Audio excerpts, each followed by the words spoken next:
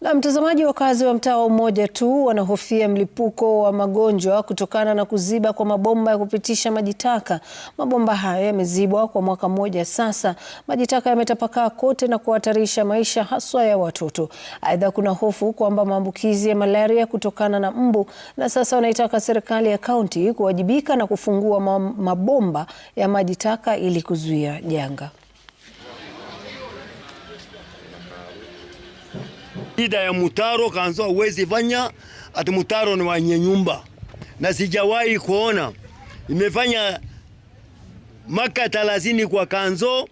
Kanzo ilikuwa shift mbili ya usiku ya mjana anafanya mtaro na barabara.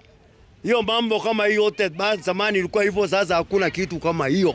Hapa kuna mtu anatengeza chakula hapa, kuna nyumba ya watu hapa. Watoto hata saa nyingine wanaingia hapa, wakitolewa wanapelekwa hospitali. Manake hii mtaro ni deep sana, wanaingia wanapotelea hapa, tunawatoa. Uti yenye iko ni vijana wale ambao walikuwa wanatoa hiyo uchafu waliacha, alafu tena wakaaji wenyewe hawazingatii tena usafi.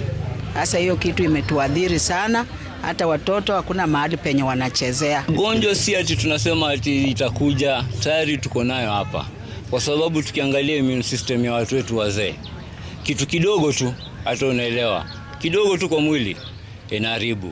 Na kama wametuacha ni kama hatuna hata uongozi, hatuna, ni kama watu hawana serikali kwa hii dunia, unaona? Hii mtaro yetu Umoja ya kitambo ilikuwa ngapoa, lakini siku hizi kazi kwa vijana wameharibu, hakuji kutoa mtaro, wala tudanganya wanafagia na mtaro ni chafu. Sisi tunaambia serikali msaidie huku Umoja, at least hadi mtuletee squad moja tusafishie mtaro.